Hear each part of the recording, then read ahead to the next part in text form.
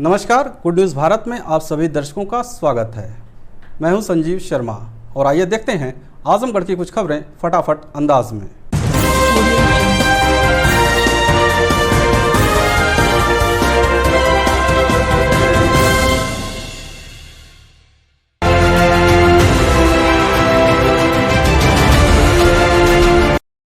Azamgarh collectorate पर भारी बारिश के बीच डीएम ने गांधी जयंती पर किया झंडारोहण, उनके जीवन मूल्यों पर डाला प्रकाश।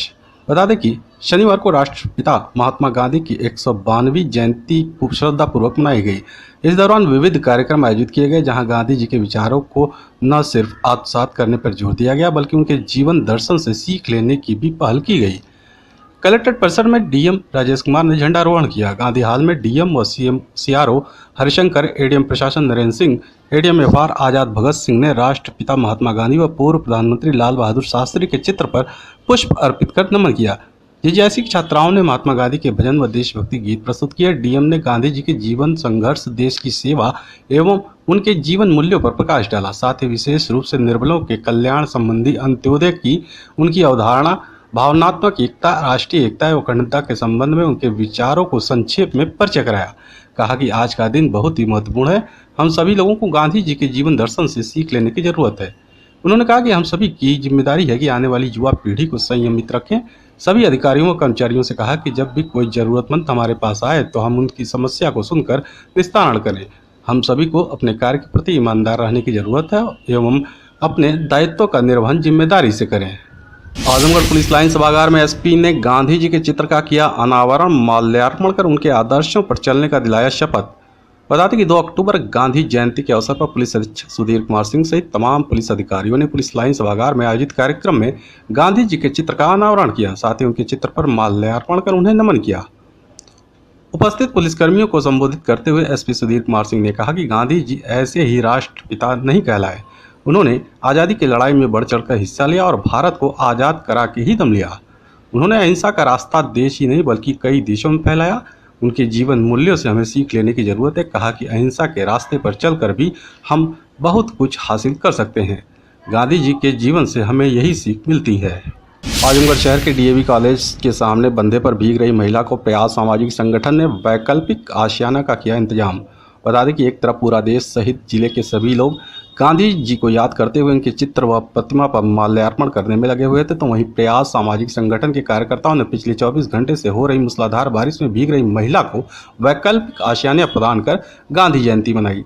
प्रयास सामाजिक संगठन के अध्यक्ष रणजीत सिंह ने बताया कि किसी से उनकी संस्था को जानकारी मिली कि डीएवी बंधे पर एक महिला बारिश में भीग रही है। संगठन के साथी मौके पर पहुंचे और बारिश में भीग रही महिला को वैकल्पिक तौर पर प्लास्टिक खरीदकर आशियाना बनाया।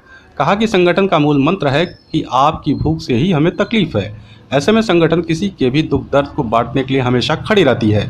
उन्होंने बताया कि महिला का लड़का कबाड़ बीनकर गुजारा चलाता है और वह कहीं और शरण लिए हुए था। महिला को समझाया गया, लेकिन वह अपने बेटे के बिना जाने को तैयार नहीं हुई, तो संगठन ने यह वैकल्पिक व्यवस्था कर राहत प्रदान की। आजमगढ़ पहुंचे भाजपा के प्रदेश प्रवक्ता ने प्रॉपर्टी डीलर मनीष गुप्ता हत्याकांड पर जताया दुख। कहा सरकार ने त्वरित कार्रवाई की। बता दें कि भारतीय जनता पार्टी के प्रदेश प्रवक्ता आनंद दुबे ने शनिवार को आजमगढ़ पहुंचे।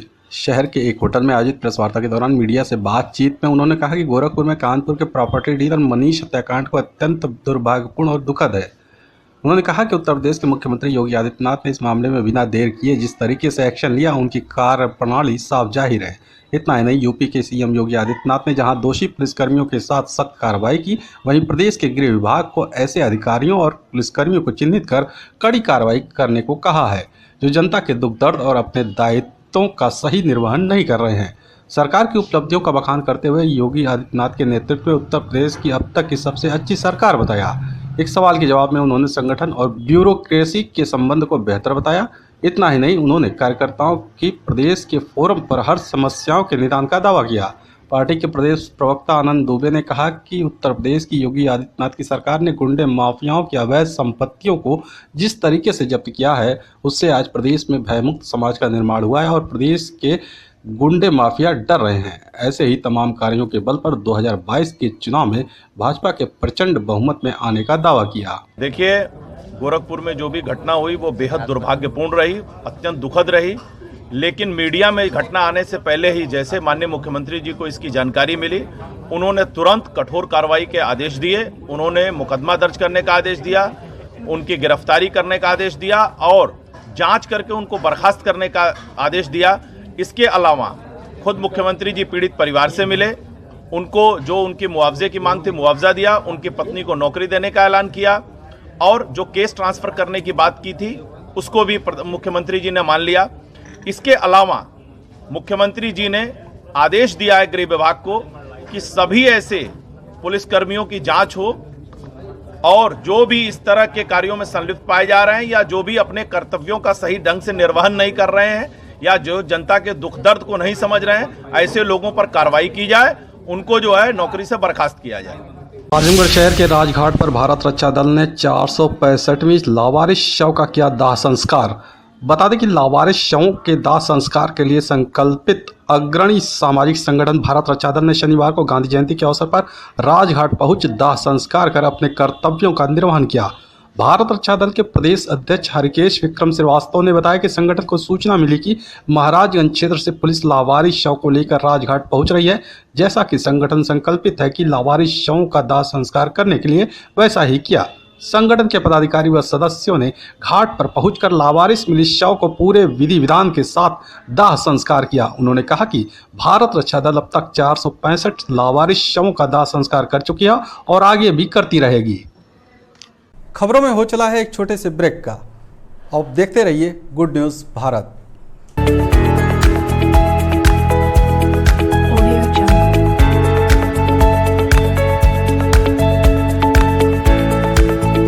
ब्रेक के बाद एक बार फिर से आपका स्वागत है और आइए देखते हैं आजमगढ़ की कुछ खबरें फटाफट अंदाज में।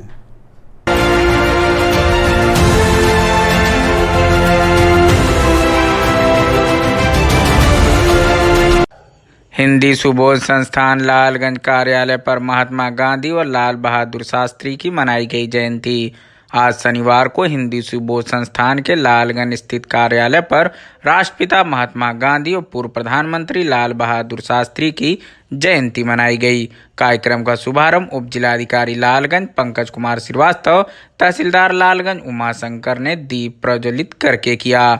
इस अवसर पर दोनों महान विभूतियों के चित्र पर पुष्प अर्पित किया गया। कार्यक्रम की अध्यक्षता संस्थान के अध्यक्ष विद्या प्रसाद पांडे ने की। कार्यक्रम को संबोधित करते हुए उप जिलाधिकारी लालगंज पंकज कुमार श्रीवास्तव ने कहा, हम लोगों को महात्मा गांधी के बताए रास्ते पर चलना चाहिए। उन्होंने अहिंसा के बल पर आज़ादी दिलाई, हमें उनके द्वारा किए गए कार्यों से प्रेरणा लेनी चाहिए।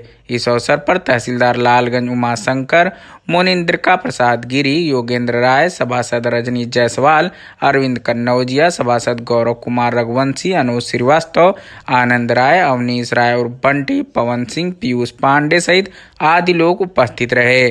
कार्यक्रम का संचालन सत्यप्रीत सिंह ने किया। इस अवसर पर आए हुए अतिथियों का संस्थान के प्रबंधक समर बहादुर सिंह एडवोकेट ने आभार व्यक्त किया। गोसाई की बाजार में इंडिया वन एटीएम का उद्घाटन शांति ग्रुप के चेयरमैन दीपक राय ने फीता काटकर किया। गोसाई की बाजार में शनिवार को शांति ग्रुप के चेयरमैन दीपक राय के द्वारा बाजार में स्थित इंडिया वन एटीएम का उद्घाटन फीता काटकर किया गया। इस अवसर पर उन्होंने कहा कि लोगों को कैश निकालने में काफ़ी दिक्कतों का सामना करना पड़ता था। बैंकों में भारी भीड़ की वजह से लोगों को काफ़ी समस्या होती थी। ऐसे में इस एटीएम के खुलने से लोगों को बैंकों में लाइन नहीं लगानी होगी और आसानी से कभी भी एटीएम के द्वारा आसानी से पैसे निकाल सकते हैं। इस अवसर पर मनोज साहू के साथ जयप्रकाश जायसवाल, गंगा सागर मुदनवाल सहित आदि लोग प्रमुख रूप से उपस्थित रहे। लालगंज सगुन मैरिज हॉल में भाजपा के 22 मंडल मीडिया प्रभारियों और पत्रकारों का सम्मान समारोह कार्यक्रम हुआ आयोजित। लालगंज में शनिवार को भाजपा के 22 मंडल मीडिया प्रभारियों और पत्रकारों के सम्मान समारोह का एक कार्यक्रम सगुन मैरिज हॉल में जिलाध्यक्ष ऋषिकांत राय की अध्यक्षता में आयोजित किया गया। कार्यक्रम का संचालन लालगंज मीडिया प्रभारी पंकज राय ने किया। कार्यक्रम के मुख्य अतिथि भाजपा के प्रदेश प्रवक्ता आनंद दुबे का इस अवसर पर जोरदार स्वागत व अभिनंदन किया गया। मुख्य अतिथि आनंद दुबे ने अपने संबोधन में कहा कि लालगंज की सरजमी ऋषियों, मुनियों, साहित्यकारों, शिक्षावादियों की उर्वरक भूमि है। मुझे यहाँ जो सम्मान मिला उसके लिए मैं दिल से आभारी हूँ। पत्रकारिता पेशे से जुड़े होने के बाद 2014 में भाजपा का दामन थामा और आज प्रदेश प्रवक्ता के रूप में पार्टी को अपनी सेवा दे रहा हूं। भाजपा राष्ट्रहित व नीतियों की पार्टी है। भाजपा 365 दिन चलने वाली पार्टी है। यह कुकुर मुत्ते की तरह चुनावी समय में उगी पार्टी नहीं है। भाजपा आज विश्व की सबसे बड़ी पार्टी बन चुकी है। साथ ही उन्होंने महंगाई पर बोलते हुए कहा कि पेट्रोल की कीमत विश्व के खुली मार्केट में और तेल कंपनियां ही उसकी दाम तय करती हैं। विपक्ष महंगाई के मुद्दे पर भ्रम पैदा कर रहा है। किसानों को जरूरी सामग्री उचित दाम पर मिल रही है। कोरोना पर जिस तरह से सरकार ने कार्य किया वैसा कार्य दूसरी कोई सरकार नहीं कर सकती। उन्होंने कहा कि आगामी चुनाव में पार्टी 350 से ज्यादा सीटों पर जीत दर्ज करेगी। कार्यक्रम में बीजेपी मीडिया प्रभारियों और पत्रकार मिर्जा तारिक बेग और पत्रकार प्रभात कुमार सिंह को शाल उड़ाकर सम्मानित भी किया गया। इस अवसर पर जिला अध्यक्ष ऋषिकांत राय, क्षेत्रीय मीडिया प्रभारी नवीन पांडे, मीडिया प्रभारी पंकज राय सहित अन्य लोग प्रमुख रूप से उपस्थित रहे। हमारे जो मीडिया प्रभारी हैं मोर्चों के, मंडलों के, उनके साथ वार्ता करें।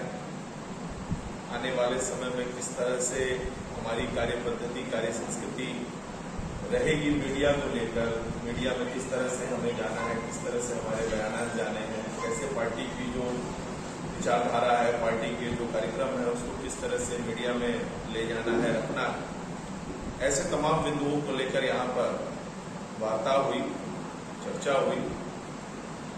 और दूसरा इसका जो चरण था वो सम्मानित जो पत्रकार है स्थानीय, उनसे वार्तालाप करना, उनके साथ चर्चा करना, अनौपचारिक चर्चा, कोई औपचारिक नहीं, और उनसे समझना कि सरकार को लेकर क्या स्थिति है, क्या फीडबैक है उनसे, क्योंकि आप चूंकि समाज के आईना है और चौथे स्तंभ है। तो यही एक कार्यक्रम था और इसी कार्यक्रम के वजह से मैं यहाँ लालगंज, जो हमारा संगठनात्मक जिला है, प्रशासकीय जिला आजमगढ़ का एक हिस्सा है,